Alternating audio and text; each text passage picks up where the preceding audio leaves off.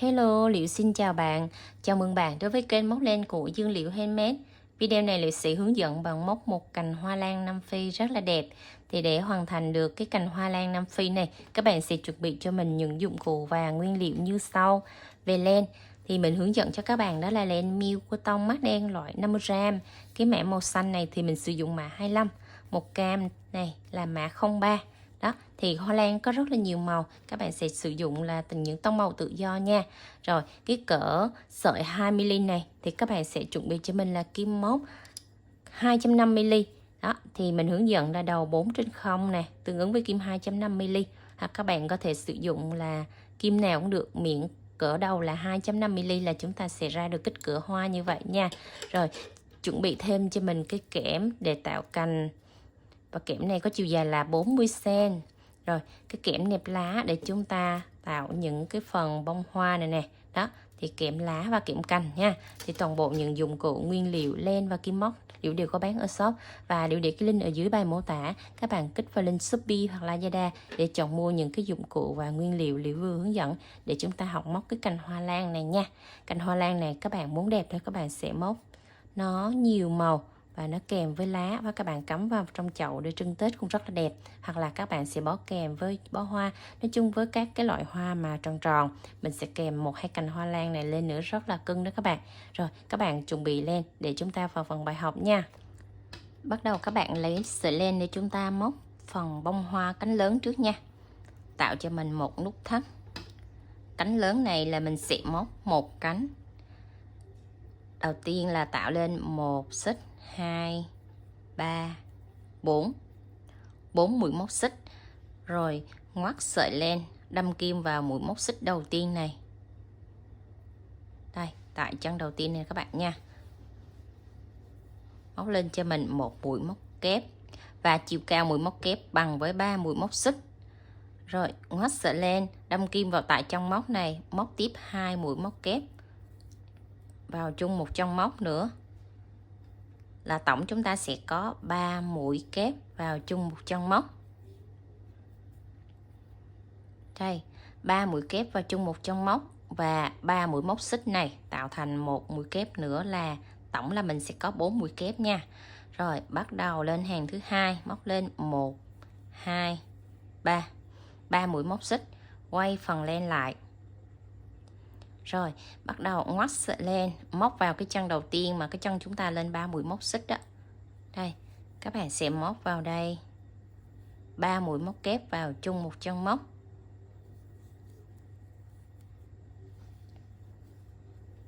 Một mũi móc kép nữa.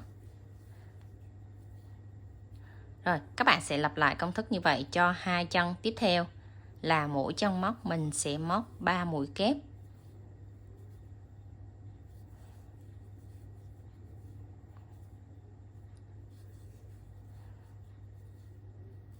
Rồi chân thứ ba các bạn sẽ móc vào cái chân móc đây nè các bạn ha, chứ các bạn đừng có móc xuống cái rãnh ở phía dưới.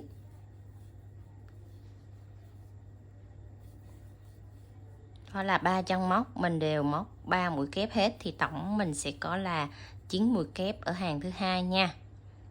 Đó, mỗi chân móc 3 mũi kép. Bắt đầu lên hàng thứ ba, các bạn lên 1 xích, 2 xích, 3 xích. Xong rồi chúng ta sẽ quay cái phần len lại. Và tại cái chân lên mũi móc xích này nè, chân đầu tiên, các bạn sẽ móc vào đây là 2 mũi móc kép vào chung một chân móc. Rồi mình sẽ lặp lại công thức tương tự như vậy cho 9 chân móc, mỗi chân móc là 2 mũi kép nha. Đó, các bạn sẽ lặp lại cho đến chân cuối cùng. Và mỗi chân móc chúng ta đều móc 2 mũi móc kép hết cho đến chân cuối này nha. Rồi mình đã móc đến chân cuối nè, mỗi chân móc là 2 mũi kép. Thì chúng ta sẽ có tổng là 9 cụm, là tổng là 18 mũi kép nha. Rồi bắt đầu lên hàng thứ tư. Các bạn móc lên cho mình 4 mũi móc xích. 1, 2, 3, 4. Quay phần len lại. Rồi tại cái chân lên mũi móc xích này, các bạn sẽ móc cho mình một mũi kép đôi. Mũi kép đôi mình ký hiệu bằng chữ E nha. 1, 2, đó, mình ngoắt sợi len trên kim là 2 lần. Rồi bắt đầu vào cái chân đầu tiên chúng ta lên mũi móc xích này. Các bạn sẽ móc vào đây một mũi kép đôi. Mũi kép đôi tức là chúng ta sẽ ngoắt 2 lần lên. Đó, chiều cao của mũi kép đôi nó bằng với 4 mũi móc xích nha. Rồi, bắt đầu các bạn sẽ móc tiếp mũi kép đôi thứ hai vào trong móc thứ hai.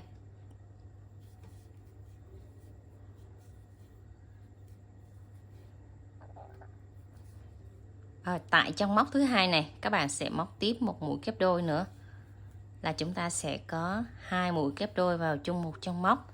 Mình xong 2 mũi kép đôi vào chung một trong móc rồi thì các bạn sẽ móc lên một mũi móc xích, và lưu ý cái mũi móc xích này các bạn sẽ kéo rộng tay nha. Đó, rộng tay tức là cái vòng tròn này các bạn sẽ móc cao lên chút xíu để mình móc cái mũi dời vào tại cái mũi móc xích này cho nó dễ nè. Móc mũi móc xích xong thì ở phía sau này nó sẽ có cộm lên một sợi len này các bạn. Đó, thì các bạn sẽ đâm kim vào một sợi len ở phía sau này để các bạn sẽ móc qua một mũi dời. Đó, nhớ lưu ý là cái mũi móc xích này các bạn móc rộng tay chút xíu để móc mũi dời cho nó dễ nha. Rồi, bắt đầu các bạn sẽ ngoắt 2 sợi len và móc tiếp vào trong móc tiếp theo này cho mình một mũi kép đôi.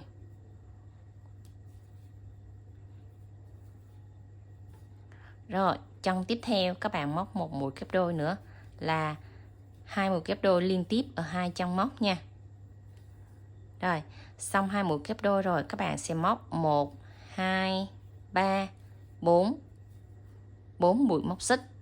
Rồi, chúng ta sẽ móc một mũi dời vào ngay tại cái mũi kép đôi chân cuối cùng này đó các bạn. Rồi, kéo lên qua.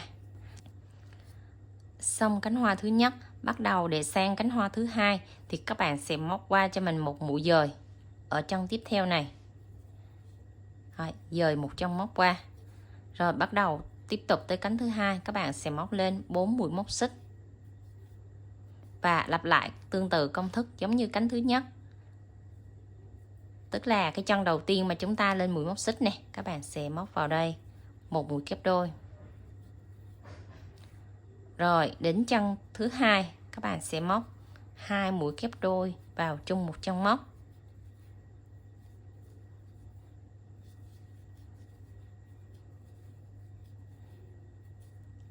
Xong 2 mũi kép đôi rồi các bạn sẽ móc lên một mũi móc xích, và nhớ là chúng ta sẽ móc lỏng tay ở cái mũi móc xích này nha. Đó, móc lỏng tay như vậy để chúng ta móc một mũi dời vào cái chân mũi móc xích này cho nó dễ. Rồi các bạn sẽ móc dời qua luôn. Rồi 2 chân tiếp theo chúng ta móc 2 mũi kép đôi liên tiếp ở 2 chân móc nữa.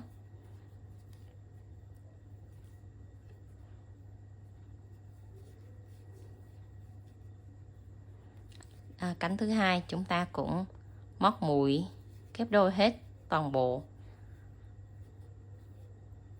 Đó. Rồi chúng ta sẽ hạ xuống 1 2 3 4 và móc một mũi dời vào tại cái chân mũi kép đôi này, là chúng ta đã kết thúc xong cánh hoa thứ hai. Xong cánh hoa thứ hai rồi, để qua cánh hoa thứ ba các bạn sẽ dời qua một chân móc, và cánh thứ ba này các bạn sẽ móc tương tự giống như cánh thứ nhất và cánh thứ hai, thì chúng ta cũng lên 4 mũi móc xích.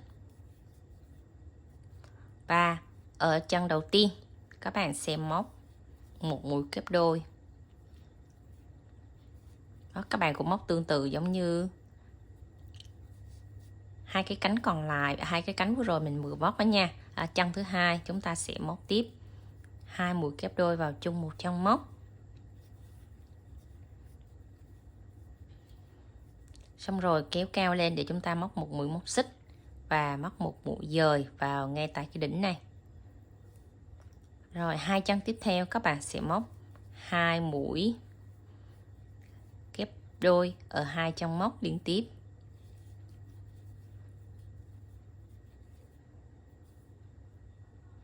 Xong rồi chúng ta sẽ hạ xuống 1 2 3 4 và hạ xuống tại cái chân móc này một mũi dời. Đó, mình sẽ có 3 cánh hoa công thức giống nhau. Bắt đầu tới cánh hoa thứ tư thì chúng ta sẽ dời qua một chân móc trước. Rồi móc lên 1 2, 3, 4. Ở cánh hoa thứ tư này, các bạn sẽ móc khác công thức của cánh thứ nhất, thứ hai, thứ ba nha. Đầu tiên, các bạn sẽ móc 2 mũi kép đôi vào chung một chân móc của cái mũi mình vừa lên mũi móc xích đó các bạn. Rồi, móc tiếp một mũi kép đôi nữa.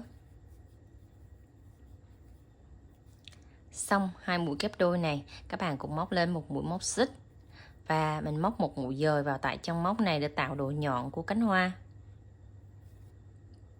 Rồi, ngoắt sợi len, móc vào chân kế tiếp này một mũi kép đôi. Xong rồi chúng ta móc 1, 2, 3, 4 mũi móc xích và móc một mũi dời vào mũi kép đôi mình vừa móc đó. Đó, cái cánh thứ tư này nó sẽ nhỏ hơn 3 cánh 1, 2, 3. Đó, các bạn sẽ thấy lấy công thức nó sẽ giảm lại nha. Đó, mình chỉ đi có 2 chân móc thôi là nó sẽ được một cánh hoa. Rồi, cánh thứ 5 và cánh thứ 6 các bạn móc tương tự giống như cánh thứ tư này. Thì chúng ta cũng dời qua một chân móc và móc lên 4 mũi móc xích. Tại chân đầu tiên này, các bạn sẽ móc cho mình 2 mũi kép đôi vào chung một chân móc.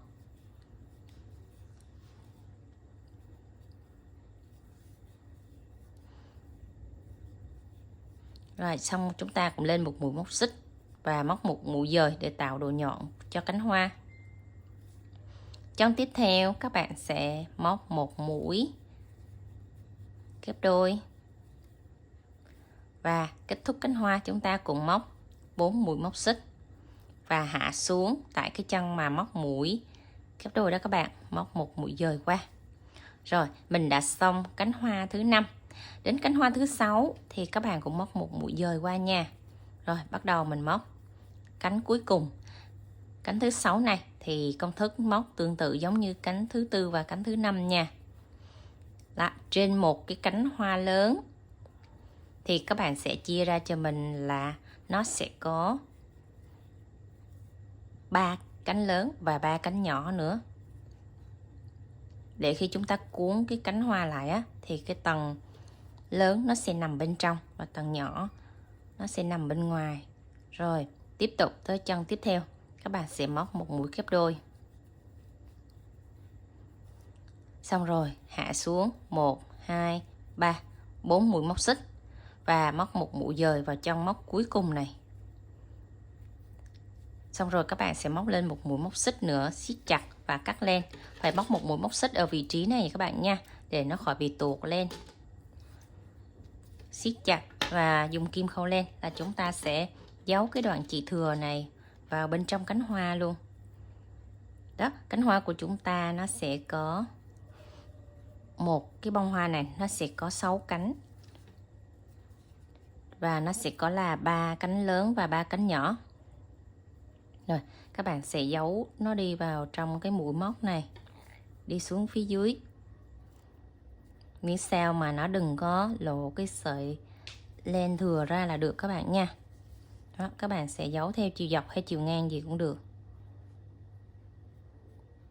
Đi xuống phía dưới cái chân mũi móc xích đầu tiên mình vừa khởi tạo này nè.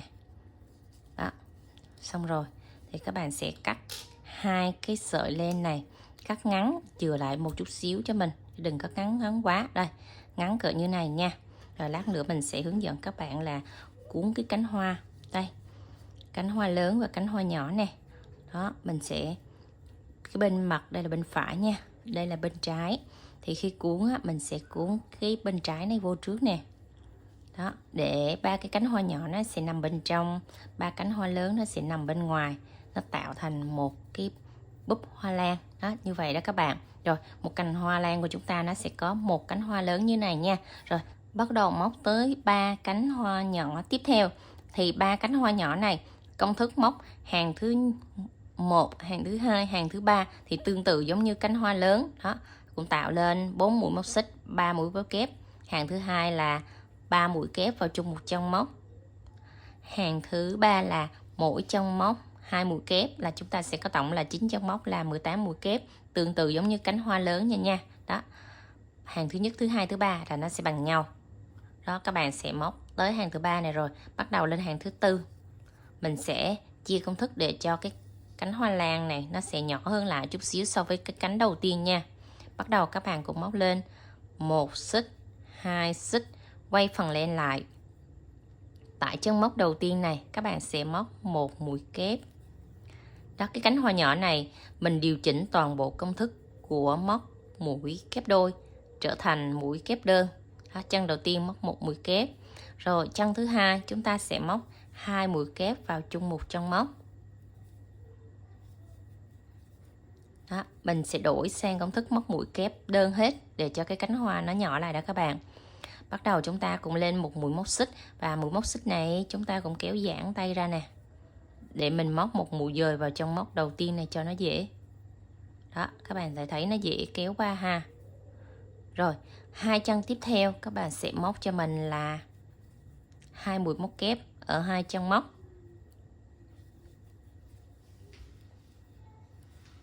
Xong rồi mình sẽ hạ xuống 1 xích, 2 xích và móc một mũi dời vào tại trong móc một mũi kép đó luôn. Là mình đã xong cái cánh hoa đầu tiên. Rồi, các bạn sẽ lặp lại công thức tương tự như vậy cho hai cánh hoa tiếp theo nha. Là mình sẽ có 3 cánh hoa tương tự giống như công thức của cánh hoa thứ nhất này.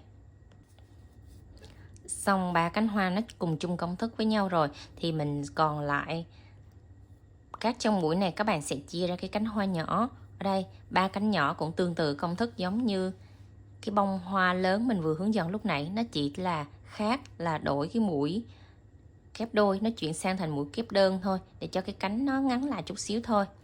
Thì để chuyển sang cánh thứ tư thì các bạn cũng phải dời qua một chân móc trước nha. Rồi bắt đầu mình móc lên 2 mũi móc xích. Tại trong móc đầu tiên này các bạn sẽ móc cho mình là 2 mũi kép vào chung một chân móc. Xong rồi các bạn cũng tạo một mũi móc xích, móc một mũi dời để tạo phần nhọn cho cái cánh hoa.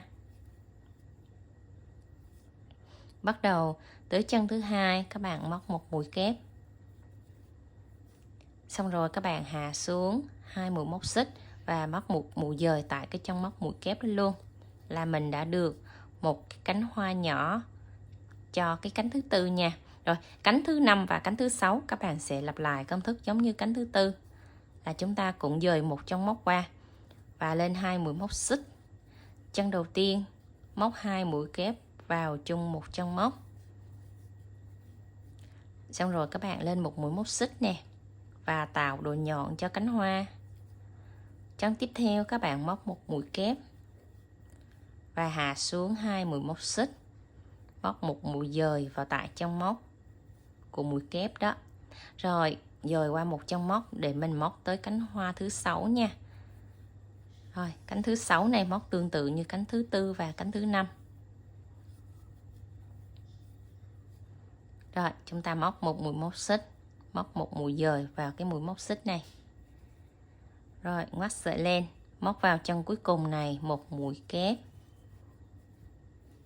Xong rồi chúng ta hạ xuống 2 mũi móc xích và móc một mũi dời vào tại cái chân mũi kép này, kéo lên qua. Xong chúng ta móc một mũi móc xích, siết chặt và cắt len. Mình cũng dùng kim khâu len để mình giấu cái đoạn chỉ thừa giống như cánh lớn lúc nãy mình vừa hướng dẫn vậy nha. Đối với cái cánh nhỏ, cánh trung này nè, các bạn sẽ chuẩn bị cho mình tổng là 3 cánh.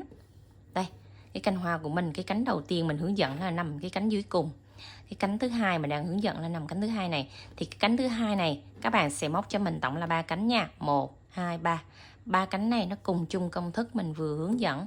Đó, các bạn sẽ chuẩn bị móc vừa công thức để nó ra các cái cánh hoa nó bằng nhau các bạn nha. Đó, là các cánh hoa các bạn sẽ móc khi áp lại là nó bằng nhau như vậy đó. Là nó sẽ ra được 1, 2, 3 bông hoa nó bằng nhau. Bông hoa đầu tiên này thì các bạn chỉ cần là móc một bông.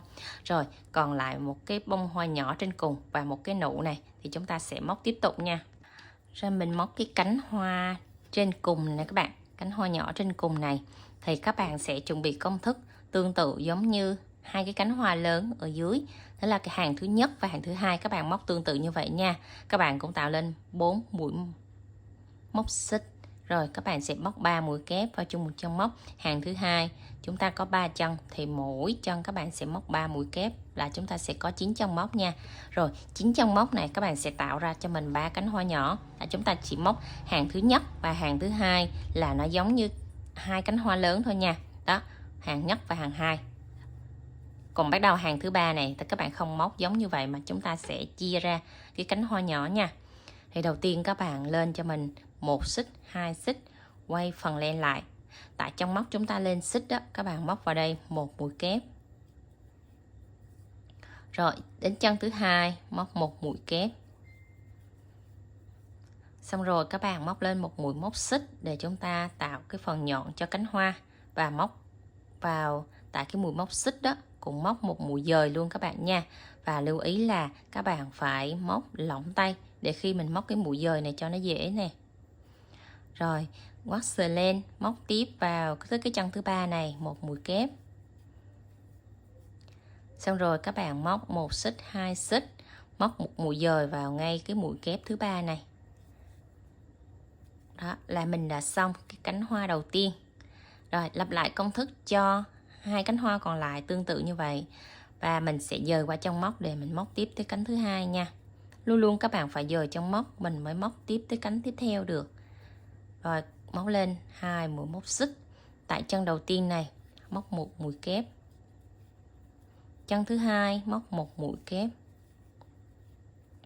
Và lên 1 mũi móc xích. Móc 1 mũi dời để tạo độ nhọn cho cánh hoa. Chân thứ ba móc 1 mũi kép. Hạ xuống 1 xích, 2 xích và móc 1 mũi dời vào đây.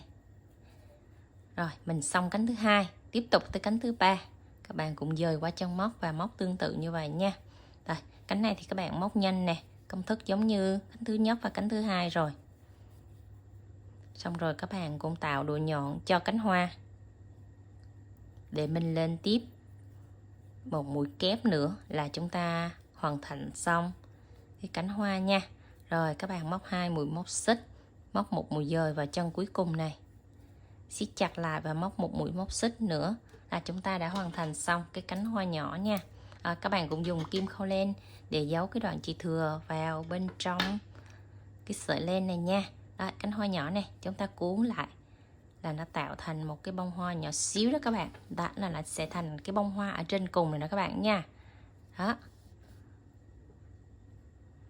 Rồi đến cái phần móc cái búp ở trên cùng này, các bạn sẽ cũng dùng cái len của cái móc bông hoa đó, các bạn móc cho mình phần búp luôn nha. Rồi tạo cho mình một vòng tròn ma thuật.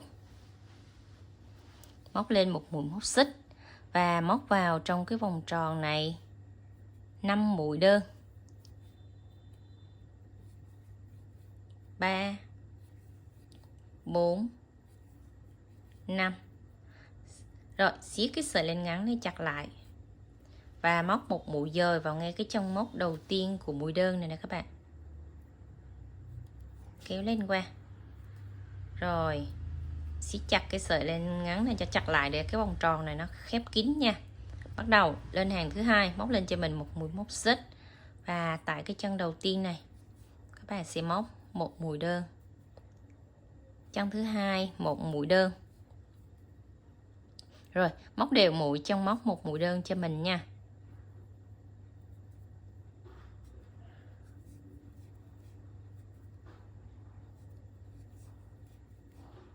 Rồi đến chân cuối cùng này thì các bạn sẽ móc tiếp vào đây 1 mũi đơn cho mình nữa. Đó là hàng thứ hai, chúng ta sẽ có tổng là 6 mũi đơn nha. Rồi bẻ cái phần len thuận nó quay ra bên ngoài. Đó, quay là bên ngoài như vậy. Rồi chúng ta sẽ móc 1 mũi dời vào trong móc đầu tiên của mũi đơn này. Hàng đầu tiên chúng ta sẽ có 5 mũi đơn và hàng thứ hai là mình sẽ có 6 mũi đơn nha. Rồi bắt đầu lên hàng thứ ba, móc cho mình 1 mũi móc xích và tại chân đầu tiên này các bạn sẽ móc 1 mũi đơn. Và hàng thứ ba này móc đều mũi chân móc 1 mũi đơn là chúng ta sẽ có 6 mũi đơn ở 6 chân móc nha.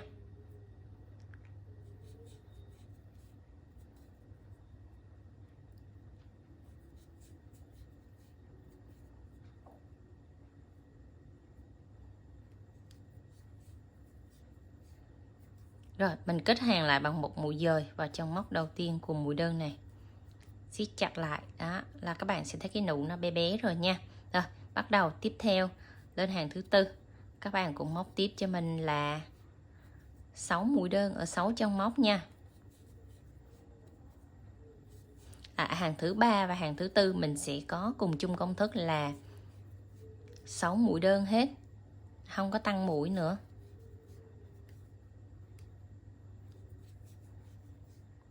Rồi, chúng ta kết hàng là bằng một mũi dời nè. Siết chặt lại là xong 4 hàng nha. Đến hàng thứ 5 móc lên cho mình một mũi móc xích. Rồi, tại trong móc đầu tiên này móc một mũi đơn. Chân thứ hai và chân thứ ba chúng ta sẽ dồn mũi lại.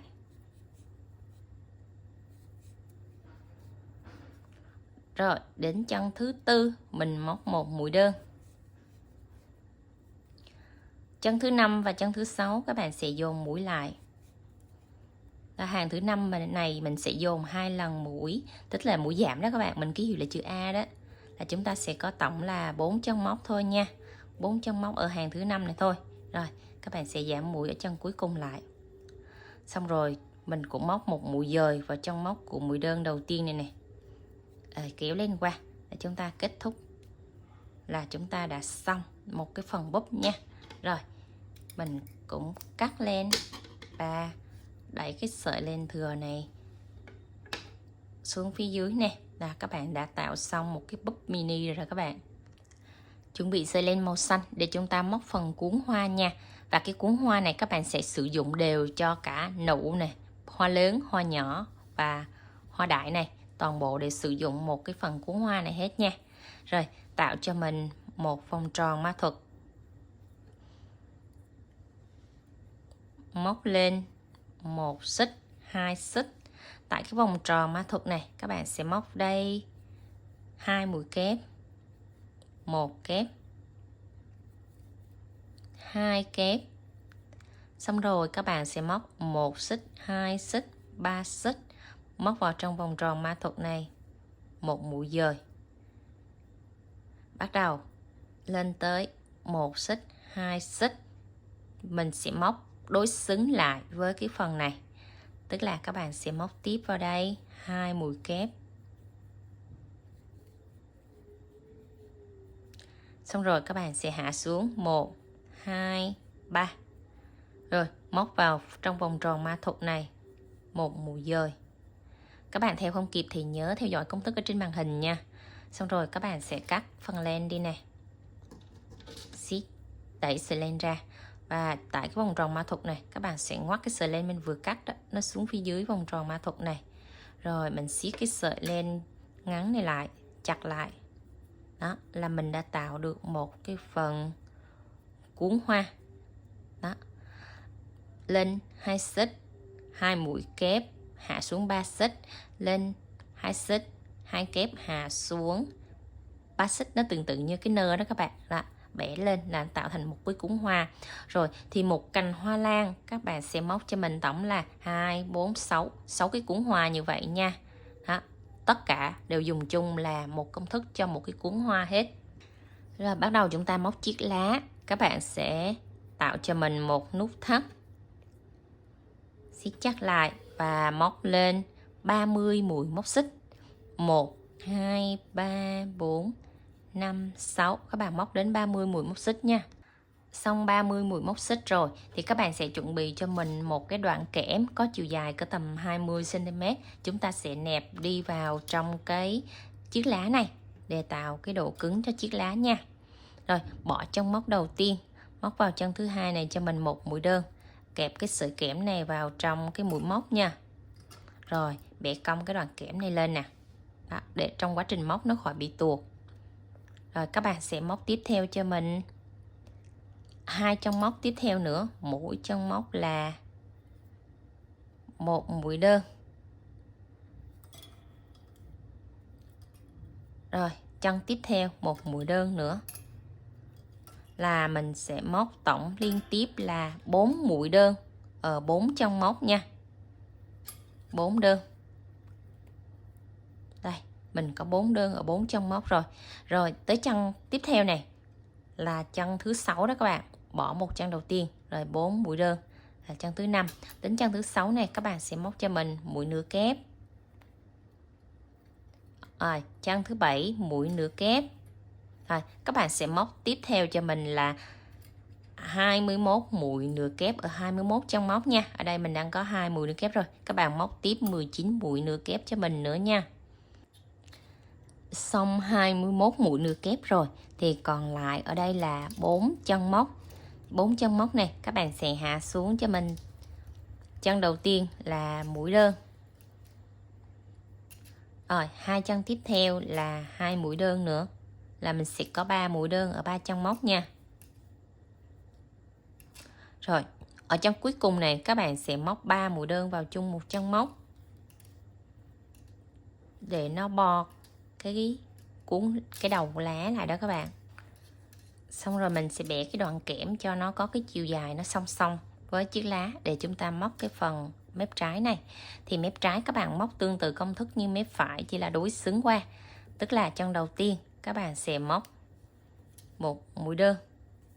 Rồi, hai chân tiếp theo chúng ta sẽ móc 2 mũi đơn tiếp theo nữa. Rồi, chân thứ tư các bạn sẽ móc mũi nửa kép. Chân thứ 5 móc mũi nửa kép. Các bạn sẽ móc liên tiếp là 2. Rồi, các bạn móc liên tiếp 21 mũi kép ở 21 chân móc rồi. Nó đối xứng như mấy bên phải rồi.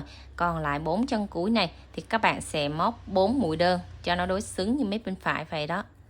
Là 4 chân móc, mỗi chân móc một mũi đơn nha.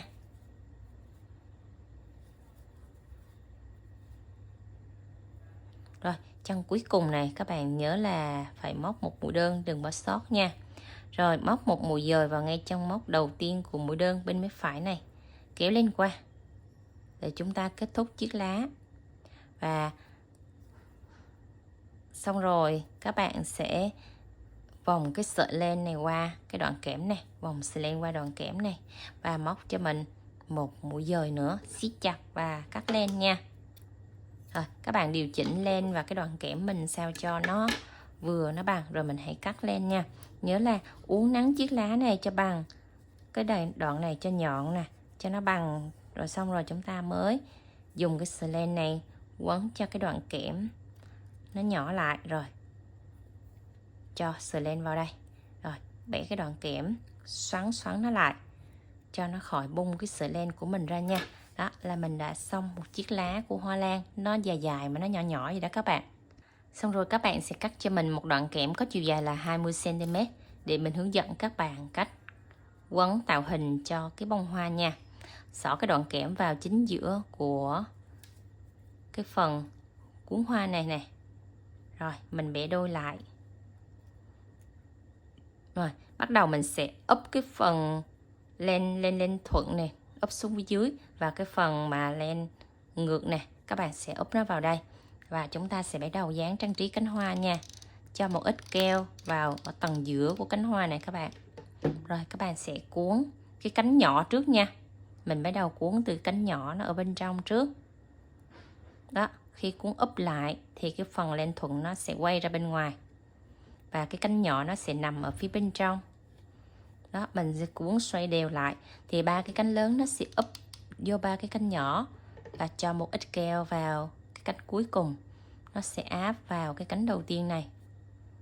Đó, áp chặt lại nó sẽ ra một cái cánh hoa lan rất là đẹp. Rồi, giữ chặt xíu cho khô keo nha các bạn.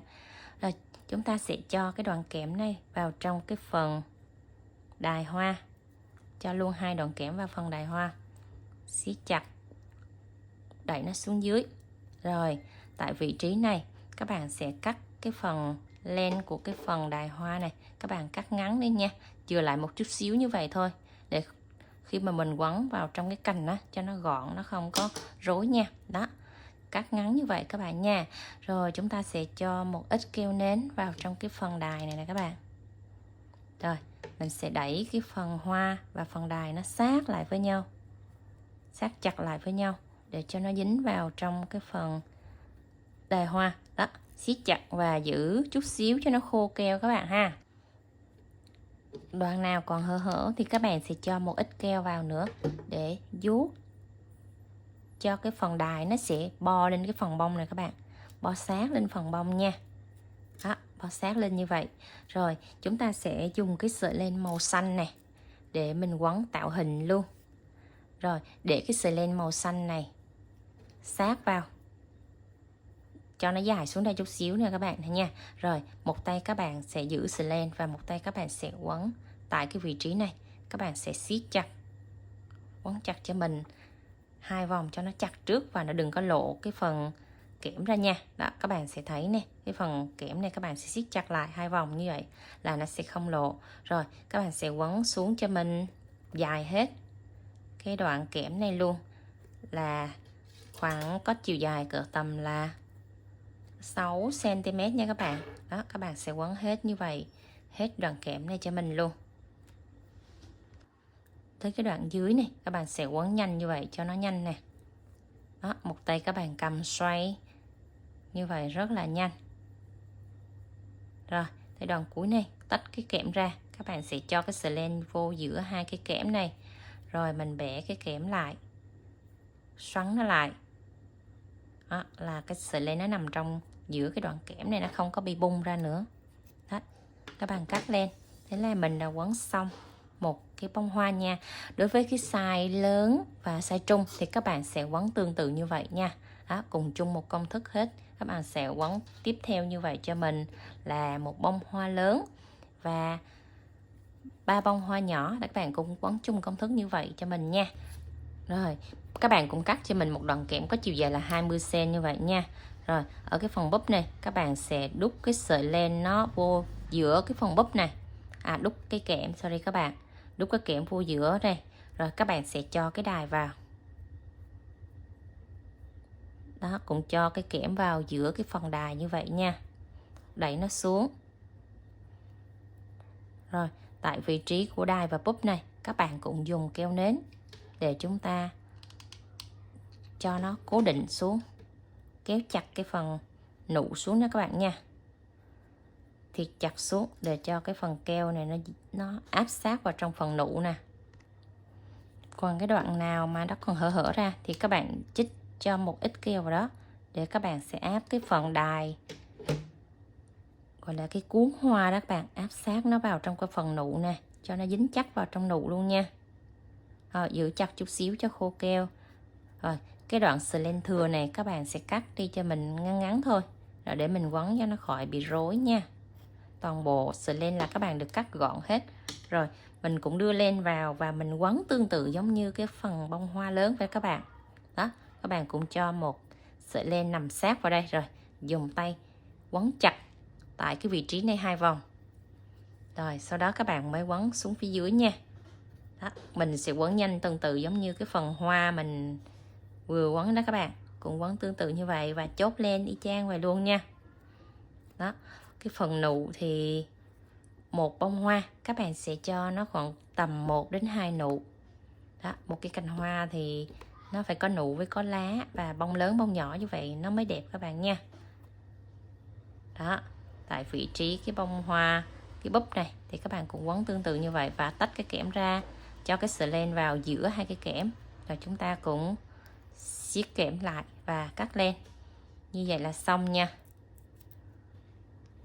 Đó, các bạn vuốt cho cái kẽm nó thẳng ra là mình đã xong một cái búp nè. Rồi các bạn sẽ chuẩn bị cho mình tổng là một cái búp nè, một bông hoa nhỏ, 3 bông hoa trung và một bông hoa lớn kèm một chiếc lá để chúng ta quấn tạo hình nha. Rồi các bạn sẽ sử dụng cái kẽm là 40 cm nha. 40 cm thì chúng ta mới tạo hình cái cành hoa lan nó mới đủ chiều dài được. Rồi đó, các bạn sẽ để cái nụ này ở trên cao nhất, rồi chúng ta sẽ bắt đầu quấn nè. Đấy, cầm chặt cái vị trí này và chúng ta sẽ quấn tại vị trí này.